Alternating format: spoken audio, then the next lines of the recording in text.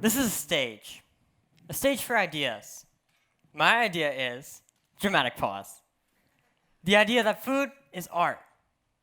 Not the art of putting food on a plate, but the art of flavor. First, a little backstory.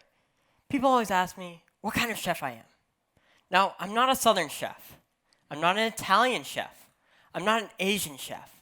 Even at the beginning of my journey, I reluctantly took the title of chef, as chef is an earned title, and I was just a kid. Now, I like to think of myself as a flavorist.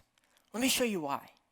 I make menus, which boils down to dishes, which boils down to bites. To understand how I make the perfect bite, you must first understand that food is art, that flavor is art, and I combine them to create a masterpiece. Now, this masterpiece is art. Art that envelops every sense. Flavors for your taste, aroma for your smell, crunch for your hearing, even the feel on the fork or the texture of a sandwich for your sense of touch. And of course, plating for your eyes. No other art form fully immerses your senses like food.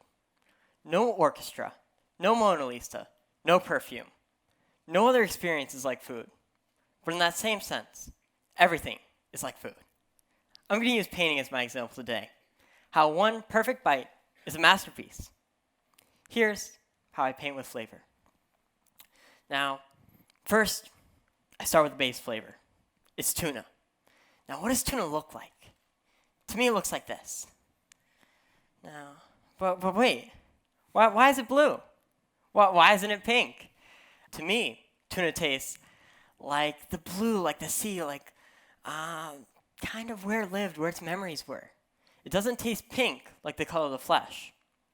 It tastes like the sea, like little bits of seaweed and grits of sand. It tastes like a blue, like a Pacific blue. And it's also soft and ripply in its texture. When you tear it, it tears along lines.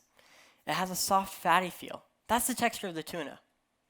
Now, in my painting, this is the first color and texture, the base. Now, second, I season it. This gives it flavor, definition, highlights, lowlights. And, it does the same for art. This step is quite crucial. Without seasoning, you have a flat painting, a flat dish.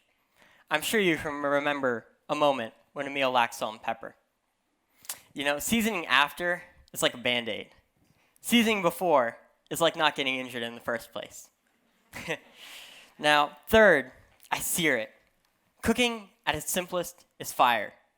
And searing the tuna gives it more crunch, defines the ripples, and gives it a seared aspect. Yeah, there it is. In art, it's a brown and gray fade from the top and bottom. Searing the sides would further toughen the fish and hide more blue. Now fourth, I add carrot. Now carrots taste orange. They're just orange. Now they're the earthy, crisp side of orange. They're the orange of the earth. Now, the carrot is also slashy.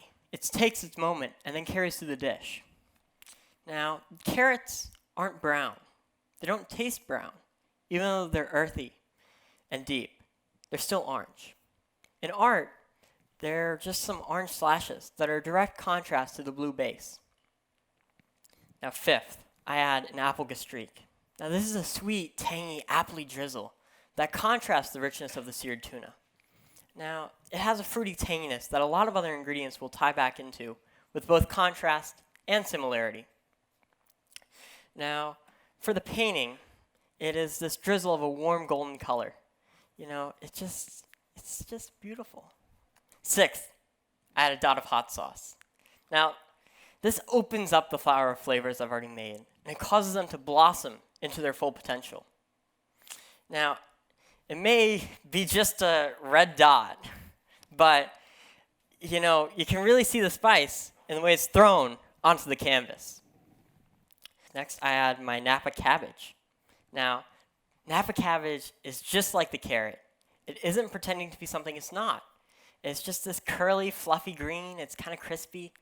And, it's a color that every dish needs to be appetizing. You have to have green.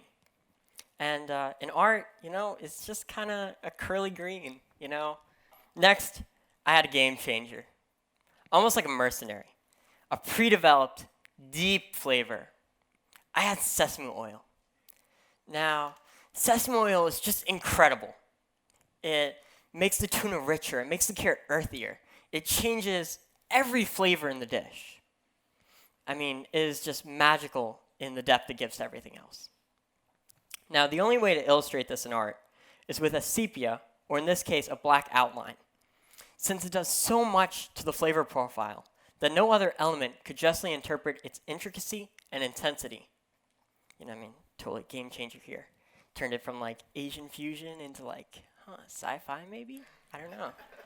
9, I add cream cheese.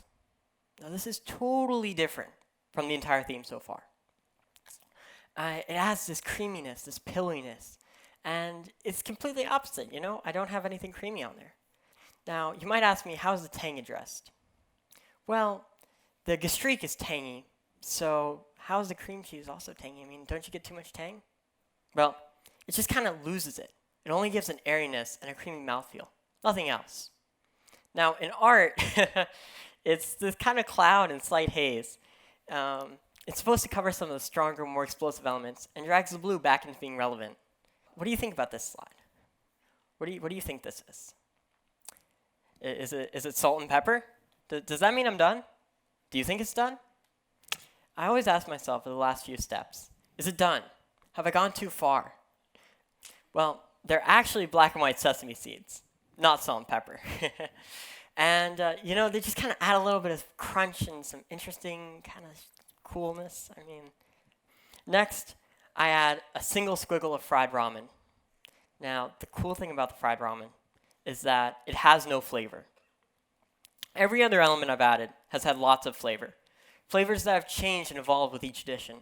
But adding an ingredient that has no flavor provides a break from the swirling storm I've created. Now in art, I illustrate this with an outline of a squiggle, since it is void of all flavor and is just for look and a little bit of crunch. Now, we're at the 12th step here, guys. 12th, I add Basil Air. It's an aroma that tricks your mind into believing there is basil in a dish, when in fact, there's only a smell, no other sense. Oh, and it's Thai basil, which has a sharper, darker aroma than normal basil. Now, for art, this is a burst of pyramids that are like broken glass. They break up the already finished artwork, and they add that little thing at the end, you know? And that's it. That's my finished masterpiece there. Now, here's the dish in food. Now let's show them side by side here. Now, if you look at it, some of the strongest, most pronounced elements in the painting are hardly even visible on the bite. I mean, can you even see the dot of hot sauce? I mean, it's kind of blended in with the gastrique there. And I mean, the Basil Air is just a little circle right there.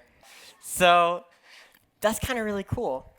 And now, when I took the stage, I'm sure you were expecting me to talk about food. And not solutions to climate change or tech innovations or, I don't know, the importance of classical literature in a world of 140 characters. But did you expect to see the world of food through my eyes? Did you expect to see how I paint with flavor? How I'm an artist with an ever-changing style? How I'm a chef with an ever-changing cuisine? I hope that when you eat your next meal, you think about it a little bit differently. That you question a dish, not on ingredients or words, but on the painting it portrays. Bon appetit.